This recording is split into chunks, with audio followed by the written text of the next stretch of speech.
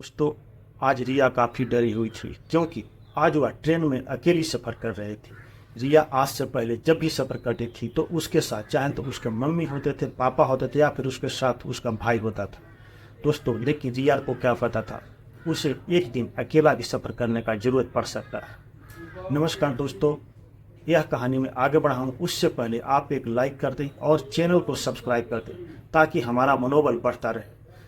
दोस्तों, यह कहानी गया शहर की है। गया शहर में एक रिया नाम की लड़की रहती है। उसके परिवार में उसके मम्मी होते हैं, उसके पापा होते हैं और उसका भी भाई होता है। दोस्तों, रिया का एग्ज़ाम अचानक से डेट निकल जाता है और वह एग्ज़ाम न्यू दिल्ली में होता है। दोस्तों, एग्ज़ाम के हिसाब से उसका भाई जाकर गया स्टेशन पर रिजर्वेशन करवा देता है, जो कि महाबोधि एक्सप्रेस में होता है। वह गया टू न्यू दिल्ली जाती है। दोस्तों, एग्ज़ाम के दिन रिया अपने समय से घर से निकलती है और जाकर स्टेशन पर अपने ट्रेन में महाबोधि एक्सप्रेस में स्लीपर कोच में बैठ जाती है।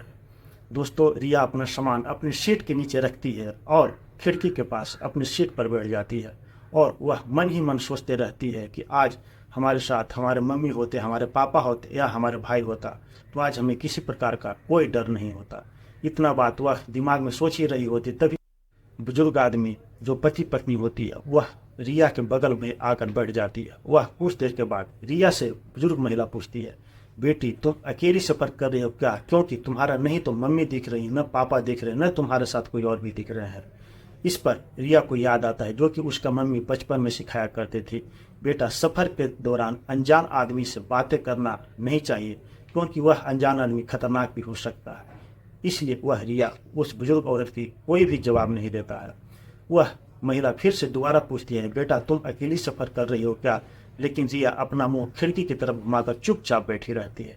इस पर बुजुर्ग व्यक्ति बोलता है, अरे छोड़ भी दो, आजकल के बच्चे हम बुजुर्ग लोगों को इज्जत करने का हाल ही नहीं जानते हैं। एक हम लोग थे जो पहले के बुजुर्ग लोग को कितने इज्जत देते थे। दोस्तों, फिर वह बुजुर्ग महिला और व्यक्ति दोनों आपस में बैठकर बातचीत करने लगते हैं। ट्रेन अपनी रफ्तार से चलते रहती है और कुछ समय बाद उस कंपार्टमेंट में एक छोटा बच्चा झाड़ू मारने वाला आता है, जो कि झाड़ू मारने के बाद सभी से 2 रुपये, 4 रुपये, 5 रुपये, 10 रुपये अपने पेट भरने के लिए मांगता है। लेकिन वह जब रिया के पास आता है, बच्चा जब मांगता है पैसा, तो रिया गुस्सा होकर उस बच्चे को बोलती है, तुम यहाँ से चले जाओ, मैं तुम्हें पैसा नहीं देने वाला हूँ और तुम शायद सामान चोरी करने वाले हो। इस पर वह बच्चा बोलता है, नहीं दीदी, मैं कोई सामान चोरी करने वाला नहीं हूँ, मैं ईमानदारी का खाना खाता हूँ, मैं तो सिर्फ पैसा मांग रहा हूँ ताकि मैं कुछ खा पी सकूँ। दोस्तों, जब रिया उस झाड़ू मारने वाला बच्चा को पैसा नहीं देती है, तब वह बच्चा भी समझ जाता है कि यह पैसा देने वाली नहीं है और बच्चा वह चुपचाप उस बोरी से आगे की ओर बढ़ जाता है। दोस्तों, सभी वहाँ पर बैठे लोग यही देख रहे थे कि यह बच्ची उस लड़का को पैसा भी नहीं दिया और ऊपर से ताना भी मारा। इसका दिमाग में पता नहीं क्या चल रहा है। दोस्तों, फिर रिया अपना चुपचाप खिड़की की तरफ मुँह करके बैठी रहती है और मन ही मन सोचती रहती है कि आज मैं अकेला सफ़र कैसे कर पाऊँगा। दोस्तों, बुजुर्ग जो व्यक्ति बैठे हुए, एक लेडी और एक जेंट्स, वह दोनों भी आपस में बातें करते रहते हैं और ट्रेन आप आगे की ओर बढ़ती रहती है। दोस्तों, कुछ समय जब बीतता है, 1-2 घंटा जब समय बीत जाता है, उसके बाद उस सीट के सामने वाले सीट पर एक व्यक्ति, एक लड़का, यानी कि उसका उम्र 25 से 30 वर्ष का होगा, वह आकर बैठ जाता है। जब रिया उस लड़के को देखती है तो उसका दिल बहुत ही जोर जोर से धड़कने लगता है। वह घबराने लगती है, सोचती है मैं अकेली सफ़र कर रही हूँ, अभी पूरी रात बाकी है और लड़का मेरे सामने आकर बैठ गया, पता नहीं क्या होने वाला है। दोस्तों, जो सामने वाला लड़का था उसे काफ़ी तेज प्यास लगता है और वह अपना बैग में पानी ढूंढता है, लेकिन उसे पानी नहीं मिलता है क्योंकि वह लड़का बहुत ही जल्दीबाजी में अपना घर से निकला था, इसलिए अपना टिफिन और पानी का बोतल दोनों भूल गया था। उसने सामने रिया के पास रखा पानी का बोतल देखता है तो वह रिया से पानी मांगता है, लेकिन रिया बोलती है, सॉरी, मैं आपको पानी नहीं दे सकती हूँ। जिस पर वह लड़का बोलता है, प्लीज़ आप पानी मुझे दे दे, मेरे पास पानी नहीं है। तब रिया बोलती है, पानी बेचने वाला थोड़ी देर में आने वाला है, आप उससे पानी ले लेना। इस पर बगल में आंटी बोलती है कि आप इसे पानी क्यों नहीं दे रही हो, इसे पानी दे दो, इसे खांसी हो रहा है। इसका जवाब वह रिया कुछ नहीं देती है और अपना मुंह खिड़की की तरफ करके चुपचाप बैठी रहती है। दोस्तों, फिर बुजुर्ग व्यक्ति जो था वह अपना बैग से निकाल कर थोड़ा सा बचा पानी वह लड़का को देता है। लड़का पानी पीता है और पानी का बोतल वापस उस बुजुर्ग व्यक्ति को दे देता है और वह लड़का बोलता है, थैंक यू, आपने मुझे मदद किया। दोस्तों, इस पर दोनों बुजुर्ग व्यक्ति आपस में बातें चीतें करते हैं और दोस्तों सामने बैठे लड़का और अंकल और आंटी तीनों आपस में हंस हंस कर काफ़ी ज़ोर ज़ोर से बात कर रहे थे, क्योंकि तीनों आपस में काफ़ी मिलजुल गए थे। दोस्तों यह सब बात रिया को बिल्कुल भी अच्छा नहीं लग रहा था, क्योंकि रिया बिल्कुल अकेली सफ़र कर रहे थे। मन ही मन काफ़ी वो डरी हुई थी। दोस्तों रात काफ़ी होने का था, सभी लोग आपस में खाना खाकर अपनी अपनी सीट पर सोने के लिए चले गए थे। तभी टीटी आता है टिकट चेक करने के लिए। दोस्तों सभी लोग अपना अपना टिकट टीटी से चेक करवाता है, लेकिन रिया अपना टिकट जब बैग में खोजती है तो उसका टिकट नहीं मिलता है और रिया का टिकट नीचे गिर गया होता है सीट के नीचे, जो कि वह लड़का देख लेता है। तब वह लड़का देखता है कि रिया काफ़ी ज़्यादा घबराई हुई है और वह लड़का नीचे से टिकट उठाकर रिया को देता है, बोलता है यह लो आपका टिकट। जब रिया टिकट देखती है तब उसका मन में थोड़ा सा शांति मिलता है, चलो टिकट तो मिल गया। और वह टीटी को दिखाती है। उसके बाद टीटी टिकट चेक करने के बाद अगले बोगी में चले जाते हैं।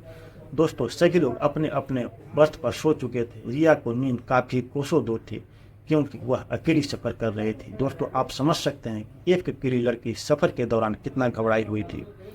वह कभी अपना सामान को देखती तो कभी खिड़की से बाहर झाँकती तो कभी मोबाइल को देखती।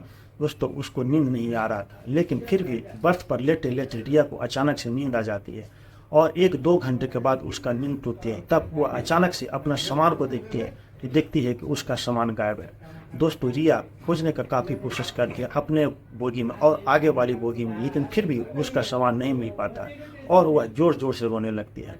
दोस्तों यह आवाज़ सुनकर वह बुजुर्ग व्यक्ति भी, दोनों महिला और जो जेंट्स थे वह जग जाते हैं और सामने बैठे हुआ लड़का भी जाग जाता है। दोस्तों जब रिया रोती रहती है तब वह महिला पूछती है क्या हुआ। तब वह रिया बताती है कि मेरा सामान जो रखा था वह गायब हो चुका है। तब वह बुजुर्ग जो पति पत्नी थे वह रिया की मदद करने के लिए उस बोगी में और उससे आगे वाली बोगी में भी खोजते हैं, लेकिन सामान नहीं मिलता है। जो सामने लड़का बैठा था वह काफ़ी समझदार था, पढ़ा लिखा था। जब उसे पता चला कि रिया का सामान गुम है तब वह लड़का तुरंत सामान गुम का कंप्लेन करता है। दोस्तों वह लड़का की समझदारी के कारण अगले स्टेशन पर ही रिया का सामान मिल जाता है। तब जाकर रिया थोड़ा खुश होती है। दोस्तों वह रिया तब भी रो रही थी कि पता नहीं अगर आप लोग नहीं होते तो मेरा सामान कैसे मिलता। तब वह बुजुर्ग महिला बोलती है कि अब रोना धोना बंद करो, अब खुश हो जाओ और लो मैं जो बना कर लाया हूँ खाने के लिए उसे टेस्ट करो, ताकि मैं कैसा खाना बनाती हूँ वो भी तुम मुझे बता सको। वह महिला इसलिए बोल रही थी ताकि रिया जो रो रही थी वह चुप हो जाए। दोस्तों इतना कुछ होने के बाद रिया मन ही मन सोचती है कि ये लोग कितने अच्छे आदमी हैं और एक हम हैं जो ये लोगों के साथ कितना गलत व्यवहार किए हैं। इस लड़का को हमने पानी तक नहीं दिया, आंटी अंकल के साथ हम लोगों ने कैसा व्यवहार किए, उसके बावजूद भी ये तीनों मिलकर हमारा मदद किए। दोस्तों रिया यहाँ पर अंकल से और आंटी से माफ़ी मांगती है, बोलती है कि अंकल आंटी मुझे आप माफ़ कर देना, आप लोगों के साथ हम बहुत ही गलत व्यवहार किए हैं, उसके बावजूद भी आप लोगों ने मेरी मदद किया। और रिया उस लड़का से ही बोलती है भैया आपने मुझे माफ़ कर देना, आप नहीं होता तो शायद मेरा सामान नहीं मिल पाता। इस पर लड़का और अंकल और आंटी तीनों बोलती है अगली बार से जब आप सफ़र करती हो तो सामान को चैन से बांध कर रखना। और मैं ये भी बोलता हूँ कि अनजान लोग पर भरोसा नहीं करना है, लेकिन बगैर भरोसे का काम ही नहीं चलता है। दोस्तों अब रिया, वह लड़का और अंकल और आंटी चारों एक साथ बैठकर आपस में हंस हंस कर बात कर रहे थे। चारों में काफ़ी दोस्ती हो चुकी थी। जो बुजुर्ग महिला घर से बनाकर लाई थी चारों एक साथ बैठकर खा रहे थे और यहाँ पर रिया मन ही मन सोच रही थी कि हम इन लोगों के बारे में कितना गलत सोच रहे थे। ये लोग अगर नहीं होते तो हमारा सामान नहीं मिल पाता। और रिया मन ही मन ये भी सोच रही थी कि हमें अच्छे इंसान को पहचान करने आना चाहिए ताकि हम अच्छे इंसान को अपना सके। दोस्तों कभी कभी हम लोग गलत सोच के कारण अच्छे इंसान को भी अपनी ज़िंदगी से खो देते हैं। तो दोस्तों यह कहानी आप लोगों की कैसी लगी आप ज़रूर बताइएगा, और अच्छा लगा तो एक अच्छा सा कमेंट जरूर कीजिएगा ताकि मेरा मनोबल आगे बढ़े और आप लोगों के लिए मैं अच्छी अच्छी कहानी लाता रहूं। दोस्तों आप लोग को अगर यह मेरी कहानी अच्छी लगी है तो चैनल को जरूर से जरूर सब्सक्राइब कीजिएगा, और बहुत ही जल्द मैं एक और नई अच्छी कहानी लेकर आप लोग के सामने आता हूँ। तब तक के लिए नमस्कार।